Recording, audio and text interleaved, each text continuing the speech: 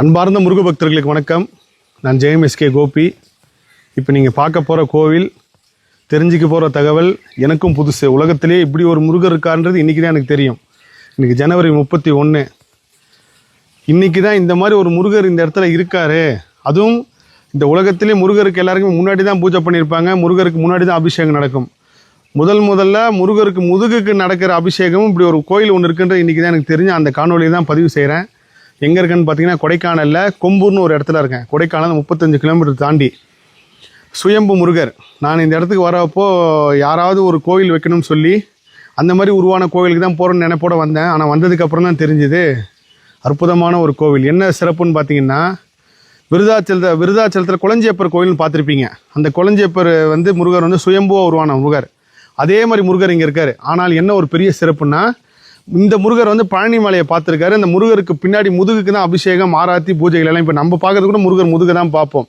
முன்னாடி இருக்கு. அந்த முன்னாடி இருக்கிறது யாரும் தரிசனம் கிடையாது. இதில் என்னென்னா, எப்படி இந்த வழிபாடு இங்கே இந்த கோயில் உருவாச்சுன்னு பார்த்தீங்கன்னா, இங்கே பழனிசாமின்னு ஒருத்தர் விவசாயத்துக்காக இடம் தோண்டும் போது இங்கே ஒரு இடத்துல ரத்தம் வந்திருக்கு. அந்த ரத்தம் வந்ததை பார்த்துட்டு உடனே மாட்டுக்கு ஏதோ அடிபட்டிருக்கு போல இருக்குன்னு சொல்லி செக் பண்ணும்போது எந்த மாட்டுக்கும் அடிப்படலை. ரத்தம் பூமியிலேருந்து தான் வருதுன்னு தெரிஞ்சுக்கிட்டு உடனே ஊர் மக்களை போய் கூட்டு வரப்போ பூமியில் இருந்த சுயம்புவான முருகர் பூமிக்கு மேலே நின்றுருக்காரு. அதில் குழந்தை முருகராக அவரோட அந்த 4 விரலோட அந்த இடத்துல இருந்திருக்கு. அதுக்கப்புறம் முருக பக்தர்கள் மூலயமா அருள் பெற்று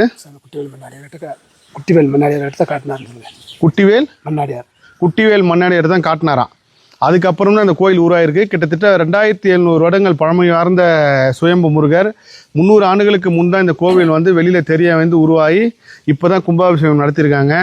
இந்த முருகர் கோயிலோட வரலாற்றை இந்த ஐயா சொல்கிறார். இவர் தான் இப்போ பூஜை செய்கிறாரு.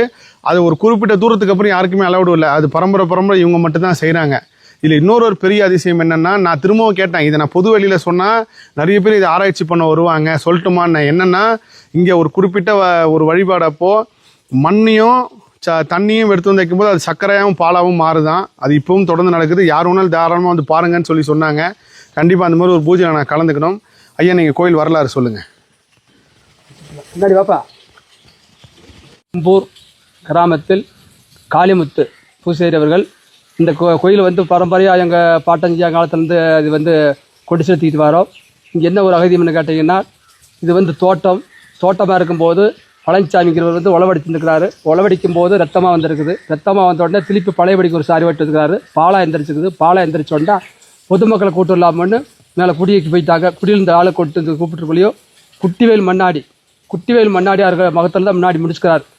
அந்த பழனிசாமி விட்டு போட்டு குட்டிவேல் மண்ணாடியார் முகத்தில் முடிச்சு அப்படியே அது ஒரு சாலம் மாதிரி போட்டு ஊரை காலி பண்ணிட்டு கீழே குடியேறி அதுக்கு மேலே அந்த கோயிலை கட்டி கிட்டத்தட்ட ஒரு 2700 வருஷத்துக்கு மேலே இந்த கோயிலை கட்டி திருப்பணியில் நடத்தி கொண்டு வந்துருக்கிறார் சாமி. இன்னொரு அகதி என்னென்னு கேட்டிங்கன்னா, ஒருத்தர் காவடி எடுத்து வருவார். காவடி எடுத்து வரும்போது இந்த மேலே மேலூர் காட்டு இடத்துல சாந்திவட்டமா கோயில் பக்கத்தில் அந்த காவடி முத்திரிக்கும் போது மண்ணை வாரி போட்டு ஒரு செம்பில் மண்ணை வாரி போட்டு ஒரு செம்பில் பால் ஊற்றுறா பன்னீர் ஊற்றுனா பால் ஊரெல்லாம் சுற்றி ஐயங்கிட்ட வச்சு தரிசனம் முடித்து அவுக்கும் போது சர்க்கரை ஆயிரம் சாமி. சர்க்கரை ஆரம்பிச்சோன்னா ஒரு 5000 பேருக்கு அந்த சர்க்கரை கொடுக்கலாம் சாமி.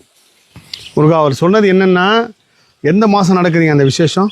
இது சாமி ஒரு வட்டம் தை மாதம் நடக்கும், ஒரு வட்டம் மாசி நடக்கும். தை மாதம் மாசி மாதம் நடக்கிற திருவிழாவில் முருகர் காவடி எடுத்து வரப்போ அந்த மண்ணை காவடியில் போட்டு இந்த கோவிலை சுற்றி இந்த ஊரை சுற்றி முருகர் முன்னாடி எடுக்கும்போது அது சர்க்கரையாக மாறி இருக்குமா, அதே மாதிரி பன்னீரை போடும்போது அது பாலாக மாறி இருக்குமா.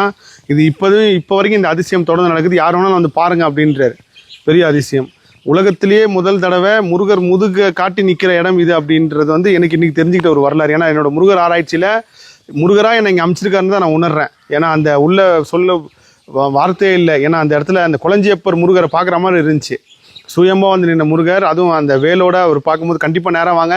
அந்த முருகரோட படத்தையும் நான் பதிவு செய்கிறேன், பாருங்கள். ரொம்ப நன்றிங்க, ரொம்ப நன்றி. இந்த வீடியோ பார்க்குற முருக பக்தர்கள் கண்டிப்பாக இந்த இடத்துக்கு தேடி வருவாங்க. ரொம்ப நன்றிங்க, நன்றிங்க. ஐயா இவர் தான் பரம்பரை அந்த கோயிலை நிர்வகிச்சுட்டு வராங்க.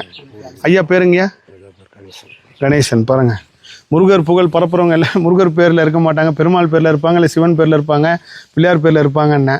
அதே மாதிரி ஐயா பேர் கணேசன். ரொம்ப சந்தோஷங்க. ஐயாவோட தலைமையில் தான் கும்பாபிஷேகம் நடந்திருக்கு. இப்போது கிட்டத்தட்ட 27 ஆண்டுகளுக்கு அப்புறம் இந்த முருகர் கோயில் கும்பாபிஷேகம் நடந்திருக்கு. ஒரு வருஷம் அது கும்பாபிஷேகம் நடந்து இந்த செய்தியை உலகம் ஃபுல்லாக இருக்கிற முருக பக்தர் தெரிஞ்சுக்கணும்னு முருகரே விருப்பப்பட்டு இங்கே நம்மளை வர வச்சிருக்காருன்னு தான் நான் உணர்றேன். எல்லா புகழும் முருகனுக்கே. நன்றி.